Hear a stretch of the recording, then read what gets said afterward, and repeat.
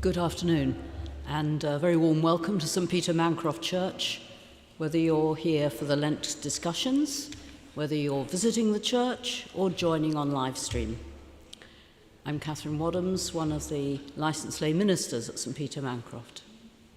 If you are looking around the church, please carry on as we broadcast our weekly Wednesday reflection.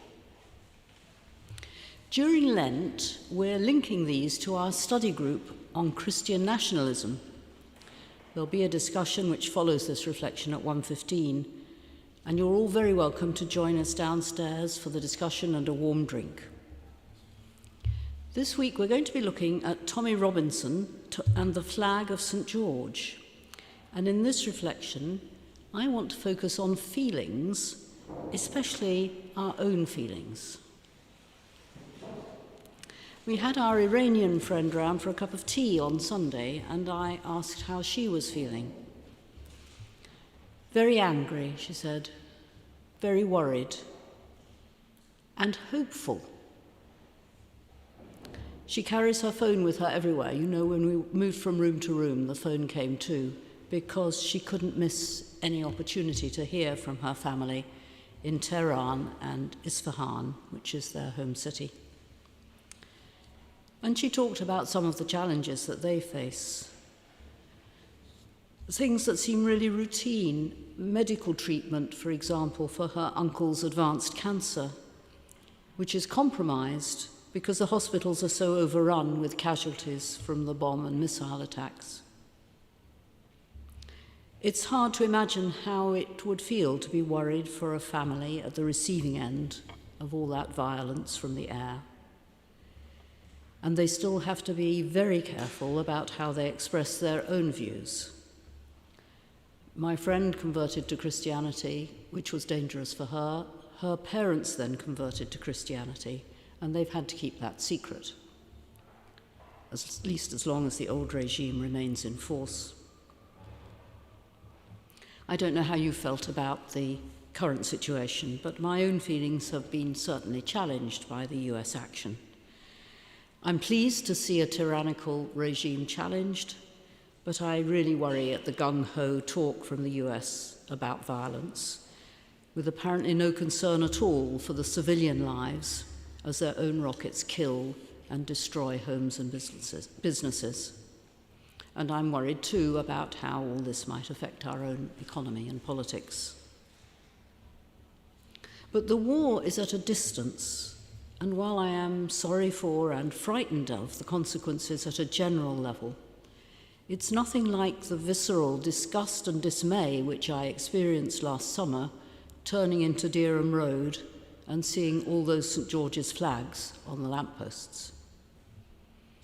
I hadn't been expecting them, and I really was shocked that these symbols of intolerance should be in my neighbourhood, the place where I lived, and I had thought was safe for me, but safe for everyone, welcoming to strangers and to refugees. Hearing about or reading about or seeing the news about protests against asylum seekers in a hotel in Essex was very different from finding them on my own doorstep. It challenged the whole way I felt about the place I lived, my adopted home in a fine city. I have to admit I've only been in Norwich for a quarter of a century, so I'm still an incomer.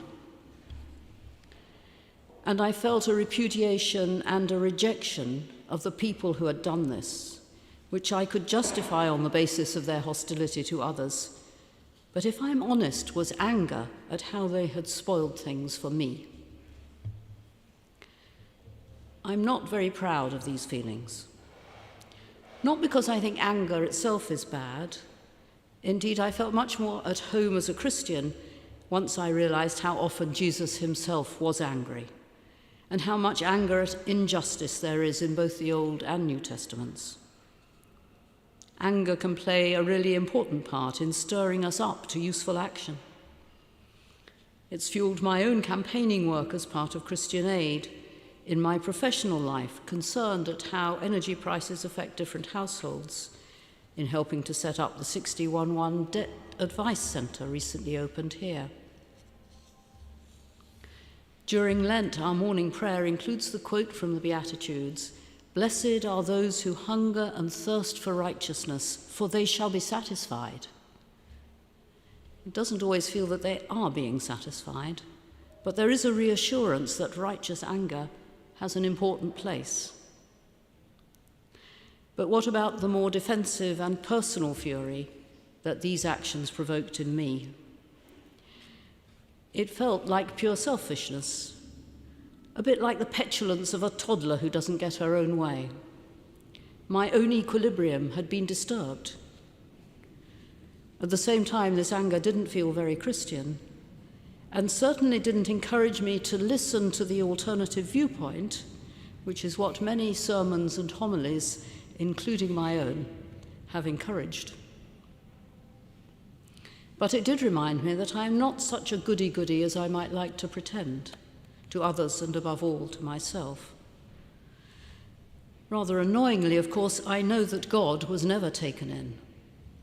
God knows this part of me as everything about me is known. So this was a good moment for a bit of humility. It's not only Tommy Robinson and his followers who display anger. I have a fair bit too, as I found out. And perhaps they too are scared and worried as my friend is. I suspect that most of us feel hatred, even if we do manage to hide it most of the time, if we're not provoked. I just wonder whether you remember Tom Lehrer. Anyone remember him? An American maths lecturer. He died last year at the age of 97. But he sang some very powerful satirical songs written, as he said, very typically, they were written between World Wars II and III, and then returned to academic life at Harvard University. One of his songs made fun of National Brotherhood Week and features the common hatred between different groups of people. You may be relieved to know that I don't intend to sing it to you, but I will quote bits of it. He notes that the white folks hate the black folks, and the black folks hate the white folks. The poor folks hate the rich folks, and the rich folks hate the poor folks. All of my folks hate all of your folks. The Protestants hate the Catholics, and the Catholics hate the Protestants. The Hindus hate the Muslims, and everybody hates the Jews. He was himself Jewish. To hate all but the right folks is an old established rule. Confronting our own uncomfortable feelings of anger, concern, hatred seems to me to be an important part of our Christian faith, especially during Lent, as we take a bit of time for self-examination and perhaps acknowledging these faults. Perhaps it will help us to consider the difficult issues which Christian nationalism can raise. Maybe our later discussion will include the paradox of tolerance. How far should a tolerant society tolerate intolerance? It's been the subject of much philosophical debate. Or perhaps the phrase, tolerance applies only to persons but never to principles. Intolerance applies only to principles, but never to persons, is a good starting point. I feel that in exploring the issues raised by Tommy Robinson and the flag of St. George, it is really important to be honest about our own feelings. And that's important too for our own spiritual honesty and health. And might we, with our Iranian friend, manage to include hope, as well as anger and worry in our feelings. Thank you for listening. If you're able to, you're very welcome to join us for our discussion downstairs. And in any case, I wish you every blessing for the rest of your day. Thank you.